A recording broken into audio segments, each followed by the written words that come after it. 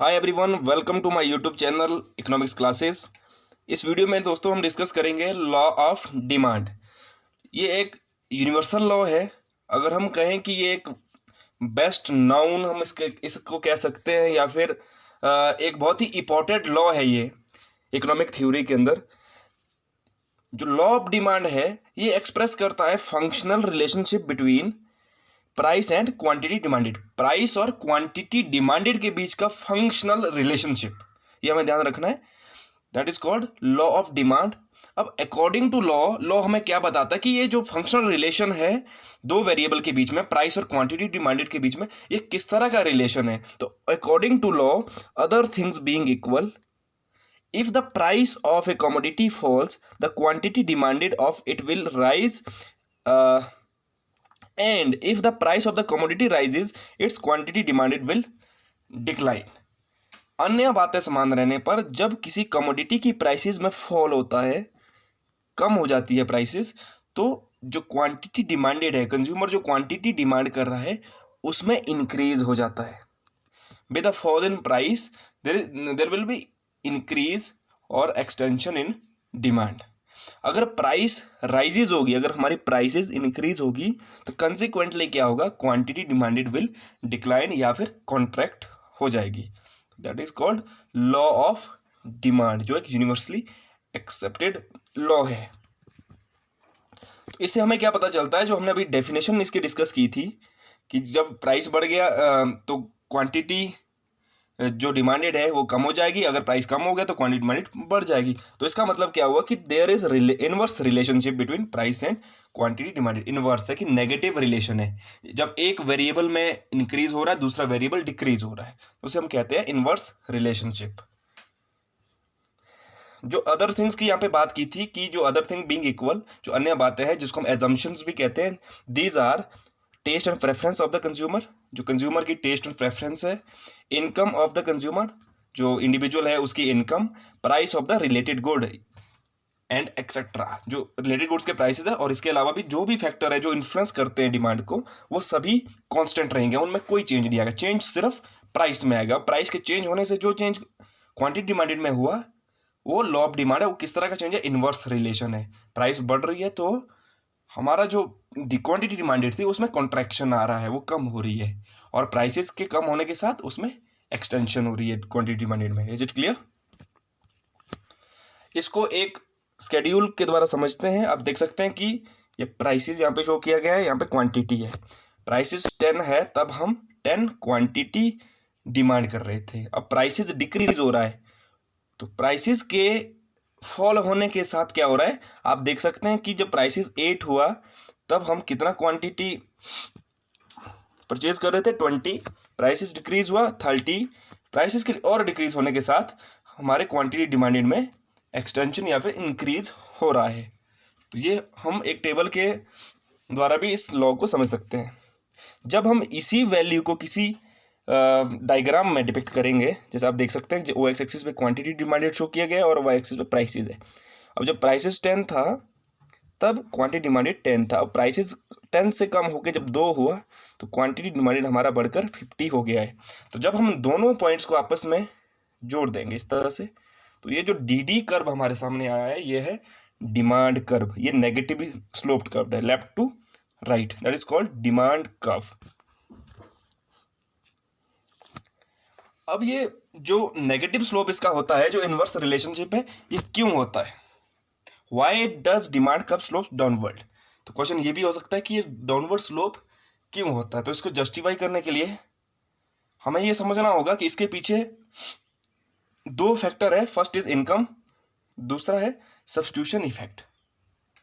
Income effect और substitution effect, कि जो ये दो इफेक्ट है, इसकी वजह से ही ये वो दो फैक्टर है जिसकी वजह से डिमांड कर्व डाउनवर्ड स्लोप होता है, या फिर इनवर्स रिलेशनशिप होता है प्राइस और क्वांटिटी डिमांडेड के बीच।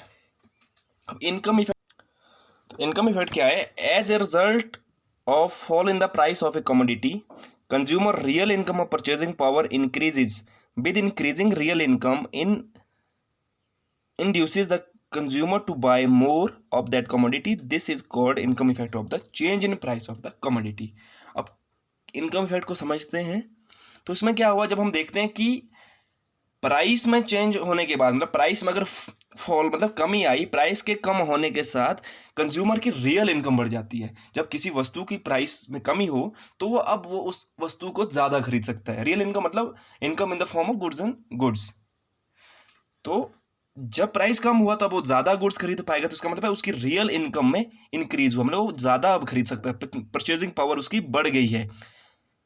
तो अब क्या करेगा कंज्यूमर, और वस्तुओं को भी परचेज करेगा। इसको हम इनकम इफेक्ट कहते हैं। तो क्या हो गया, प्राइस के फॉल होने के साथ हम और वस्तुओं को खरीद रहे हैं, मतलब उसकी ज़्यादा क्वांटिटी हम खरीद रहे हैं। तो वो हो गया इनकम इफेक्ट। ये एक रीज़न है डाउनवर्ड स्लोपिंग कर्व का। अब दूसरा क्या रीज़न था, सब्स्टिट्यूशन इफेक्ट। अब सब्स्टिट्यूशन इफेक्ट क्या होता है, जब प्राइस में चेंज होता है, मान लो प्राइस में फॉल हो गया, प्राइस कम हो गया, तो अब क्या हो गया, वो वस्तु रिलेटिवली जब हम सब्स्टिट्यूट मतलब एक दूसरी वस्तु के साथ सब्स्टिट्यूट करेंगे ना, तो वो जो चीज़ है जिसके प्राइस में कमी आई वो दूसरे की तुलना में अब सस्ती हो गई है।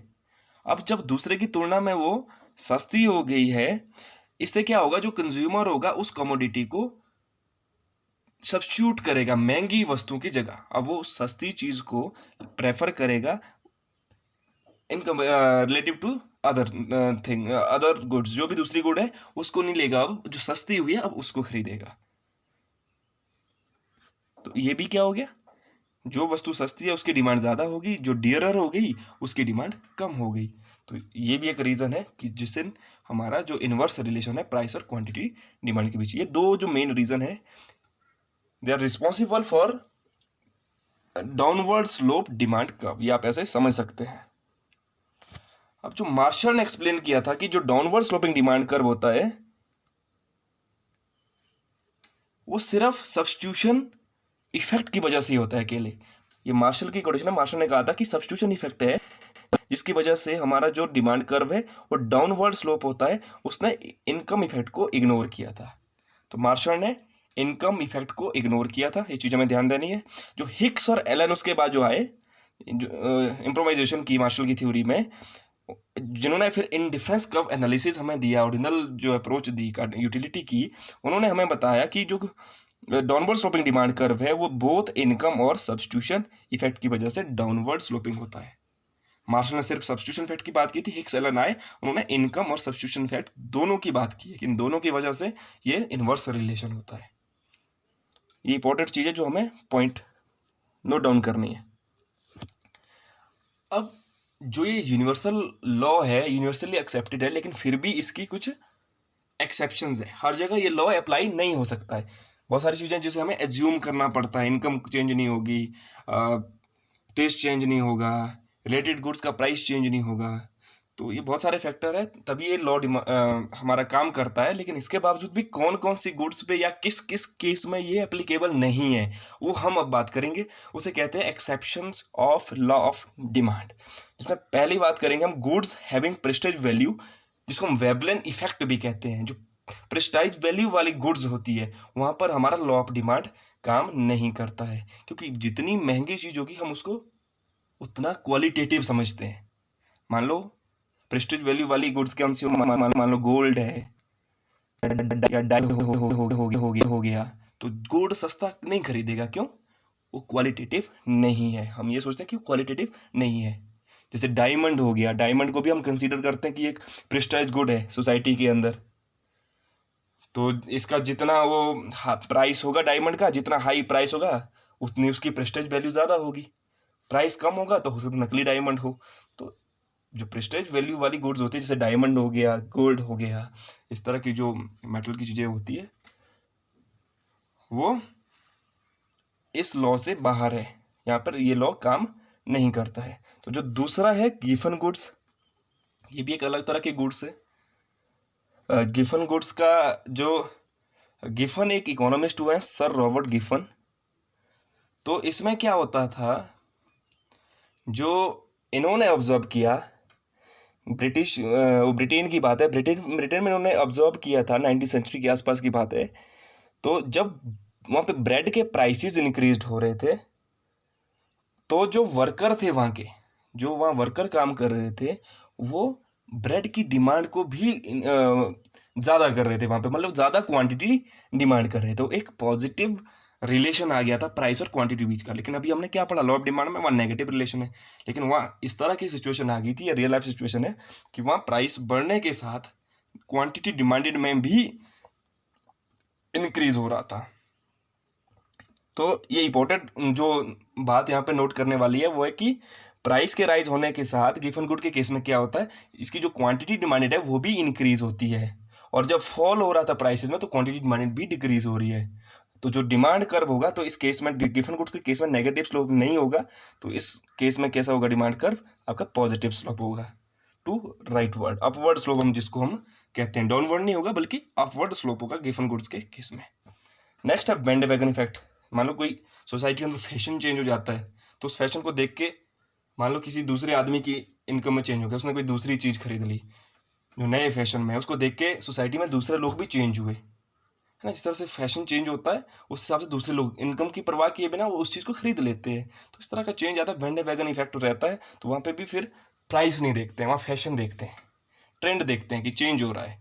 फ्यूचर प्राइसेस में अगर चेंज हो जाए, अगर हमें लगता है कि फ्यूचर में आने वाले टाइम में प्राइसेस इंक्रीज होने वाले हैं किसी प्रोडक्ट के, या सप्लाई कम होने वाली है, तो हम उसको आज ही परचेज कर लेते हैं, हम बिना प्राइस की परवाह किए। तो इस केस में भी लॉ ऑफ डिमांड काम नहीं करेगा, इनवैलिड है, इग्नोरेंस होती है। लोग सोचते हैं कि भाई जो चीफ है, चीफ मतलब सस्ती है कोई चीज़ तो चीफ क्वालिटी की है, घटिया क्वालिटी की, महंगी है तो अच्छी क्वालिटी की है। तो ये भी एक इग्नोरेंस रहती है लोगों के बीच में।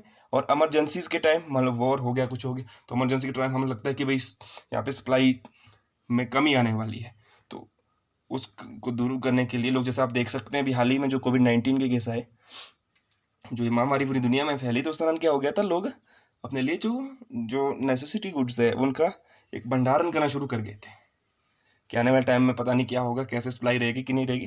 तो फिर बिना प्राइस की परवाह किए, तो वहाँ पे प्राइस के इंक्रीज होने के साथ लोग कम नहीं कर रहे थे डिमांड, बल्कि बढ़ रही थी डिमांड, क्योंकि वो उसको होल्ड करके रख रहे थे। तो ये बहुत सारे पॉइंट्स हैं जो इसके एक्सेप्शंस है। आई होप आपको ये वीडियो पसंद आई होगी। अगर आप मेरे चैनल पर नए हैं तो ज़रूर सब्सक्राइब करें, साथ में बेल आइकन प्रेस करें, ताकि मैं जैसे ही नया वीडियो अपलोड करूँगा उसकी नोटिफिकेशन आप